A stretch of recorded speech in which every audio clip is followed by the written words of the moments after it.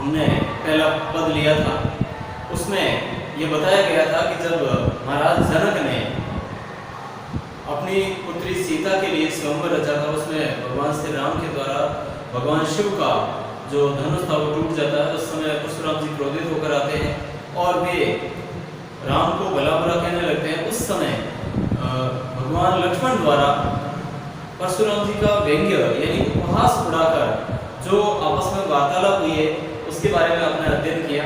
आज हम उससे अगले पद का अध्ययन करेंगे इन पंक्तियों में, यानी प्रसंग और उसके बाद में संदर्भ। प्रसंग तो सबका समान ही रहेगा। प्रस्तुत पंक्तियां हमारी पाठ्य पुस्तक में महाकवि तुलसीदास जी द्वारा रचित तुलसीदास के पद यानी कि रामचरितमानस का बाल कांड का जो पद है उसमें से अवतरित है। उसके बाद में आएगा संदर्भ। संदर्भ में ये बताया जाएगा कि प्रस्तुत पंक्तियों में जब राम लक्ष्मण और परशुराम के बीच में जो संवाद होता है, यहाँ पर लक्ष्मण ने परशुराम जी का व्यंग्य करते हुए एक तरह से उपहास उड़ाते हुए जो जिस प्रकार से वार्तालाप हुई है, बातचीत हुई है, संवाद हुआ है, उसको अपन यहाँ पढ़ेंगे। उसके बाद में आती है व्याख्या। व्याख्या में लखन कहा हंसी अपने जाना, सुनो देव सब धनुष समाना, का छति लागू जून धन कोरे, देखे राम नयन के भोरे, छुअत टूट रघुपति न दोसु, छुअत टूट न रघुपति न दोसु, मुनि बिनु काज करी अकत रोसु, बोले चितई परसु धरई, परसु की ओरा, रेसत सुनई स्वभाव न मोरा, बालकु बोली बदरु नहीं तोई, केवल मुनि जड़ जानई मोही, भुजबल भूमि भूप बिनु कीनी, विपुल बार नहीं देवन दीनी, सहस बहु भुज छेद निहारा, परसु बिलोकु महित कुमारा, मातु पितहि जनि सोच बच, करसी महिष किशोर, गर्वन के अर्भक दलन, परसु मोर अति घोर। इस प्रकार से परशुराम जी वापस जब धनुष टूट जाता है और लक्ष्मण ने कहा कि तो धनुष इस पर ये इतना मोह क्यों, तो उस समय वापस आके लक्ष्मण कहते हैं कि ये लक्ष्मण का कथन है, लखन कहा हंसी हमरे जाना। लक्ष्मण कहते हैं और भी मुस्कुरा कर आगे कहते हैं कि हमें क्या पता, सुनु देव सब धनुष समाना। हे मुनिवर, मैंने तो आज तक हमने तो यही सुन रखा है कि सब धनुष हमारे लिए तो बराबर है। एक क्षत्रिय के लिए जो युद्ध का शस्त्र होता है वो छोटा या बड़ा नहीं होता, वो सब बराबर होते हैं। तो हमारे लिए तो ये सभी शस्त्र बराबर है। हमें तो धनुष के अंदर कोई धनुष में कोई फर्क नहीं नजर आता। का क्षति लाभु जून धनु तोरे, यानी हमें पुराना, जून का मतलब पुराना, यहाँ पर जून का मतलब है पुराना। का क्षति, क्षति का मतलब नुकसान, क्षति का मतलब होता है नुकसान या हानि। लाभ यानी लाभ, जून यानी पुराना धनु तोरे, पुराना धनुष तोड़ने से हमें लाभ भी क्या है, कोई ना तो लाभ है ना हानि है। हमें तो इससे तोड़ने से कोई ना तो लाभ होगा ना हानि होगी।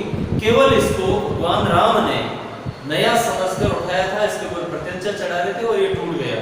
मात्र छूने से देखा राम नयन के भोरे, यानी इसको तो राम ने अपने शांत स्वभाव से इसको देखा ही था।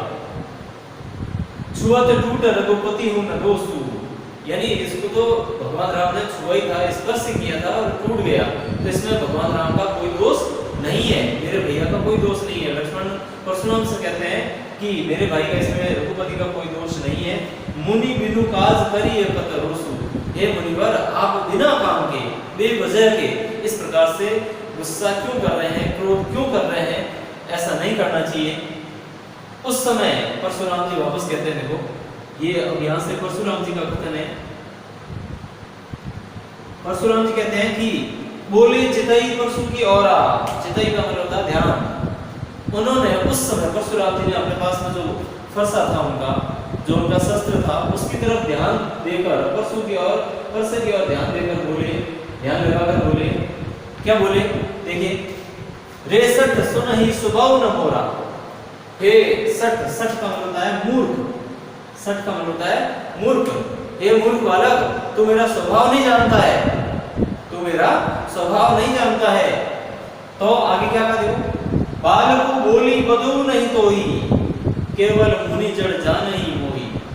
बालक, बालक बालको का अर्थ है बालक। बालक जानकर, मैं तुझे बालक जानकर जो भी तू बोल रहा है मैं सहन कर रहा हूँ और तुझे मार नहीं रहा हूँ, तुझे मार नहीं रहा हूँ। वधो यानी वध करना, वध यानी मारना, हत्या करना। मैं तुझे बालक जानकर तुझे मार नहीं रहा हूँ, केवल तू है जो केवल मुझे एक साधारण मुनि जानता है। केवल मुनि जड़ जानई मोही, केवल मुझे एक साधारण या मूर्ख कह सकते हैं, मूर्ख तो नहीं कह सकते, जड़ का मतलब मूर्ख होता है, लेकिन यहाँ पर साधारण मुनि अपन कह सकते हैं। परशुराम जी कहते हैं कि मैं तो तुझे बालक जानकर नहीं मार नहीं रहा हूँ, छोड़ रहा हूँ, और तू मुझे केवल साधारण एक मुनि जानता है। बाल ब्रह्मचारी अति कोही, विश्व विदित क्षत्रिय कुल द्रोही। यहाँ कहा गया है कि विश्व विदित, पूरा संसार मुझे जानता है कि मैं बाल ब्रह्मचारी हूँ।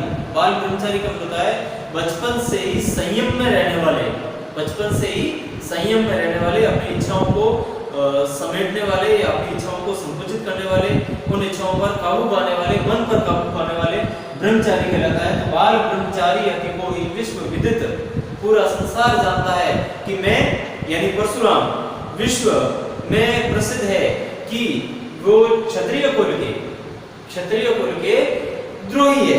क्षत्रिय वंश के तो बिल्कुल मैं एक तरह से दुश्मन हूँ, उनको तो कई बार मैंने मार भी दिया है।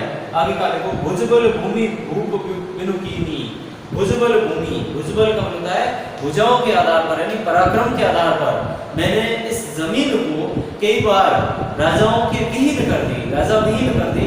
राजा विहीन से मतलब है इन पर एक भी क्षत्रिय को छोड़ा नहीं था, सब क्षत्रियों का मैंने नाश कर दिया था, उनको मार दिया था। विपुल बार मही देवन दीनी, और उस धरती को जो राजाओं से मैंने जीता, राजाओं को मारकर जो मैंने जीती थी, उस जमीन को मैंने वापस ब्राह्मणों को दान में दे दिए। उस जमीन का मालिक ब्राह्मणों को बना दिया है, ये पूरा संसार जानता है। सहस बहु भुज छेद निहारा, परसु बिलोकु मही कुमारा।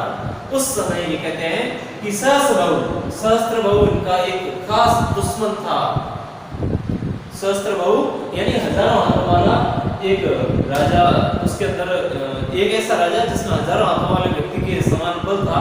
तो ऐसा राजा जिसका नाम सहस्त्र बहु था, वो इनका परम दुश्मन था।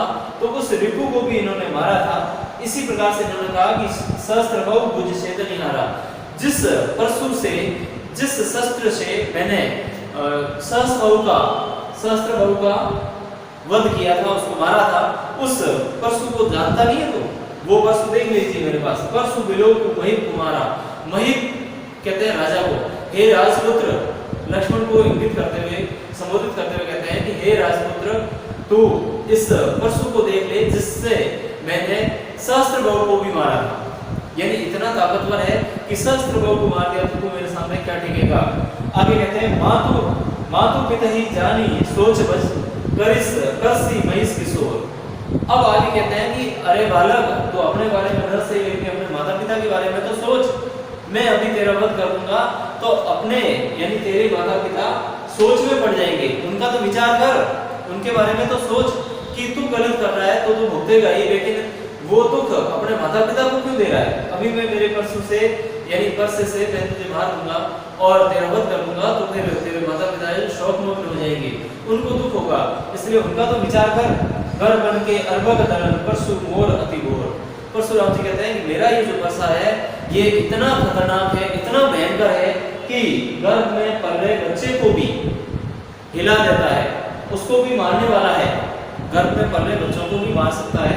तो फिर इतना भयंकर है परशु मोर अति घोर, इतना घोर भयंकर है, इसलिए इससे तो थोड़ा डर, नहीं तो अभी मैं तुझे मार दूंगा। इस प्रकार से परशुराम जी लक्ष्मण को वापस जो उनके व्यंग्य बाण थे उनका जवाब पलट कर देते हैं और कहते हैं कि आप मुझे जानते नहीं है, हे बालक तो मुझे जानता नहीं है, मैं कौन हूँ। मैं वो एक बाल ब्रह्मचारी हूँ, वो एक मुनि हूँ जो सहस्त्र बहु जैसे महान वीर, महान योद्धा, तत्कालीन समय में देखा जाए तो सबसे महान सम्राट था, महान शक्तिशाली था, उसको भी मैंने मार गिराया और कई बार मैंने इस भूमि को क्षत्रिय विहीन किया है। तो तू मुझे जानता नहीं है, इस प्रकार से थोड़ा डर और पहले विचार कर। ये दूसरा अपना इस प्रकार से इसका पूरा होता है। आपको इसकी व्याख्या करनी है और सर्वप्रथम व्याख्या अपनी कॉपी में लिखनी है। धन्यवाद।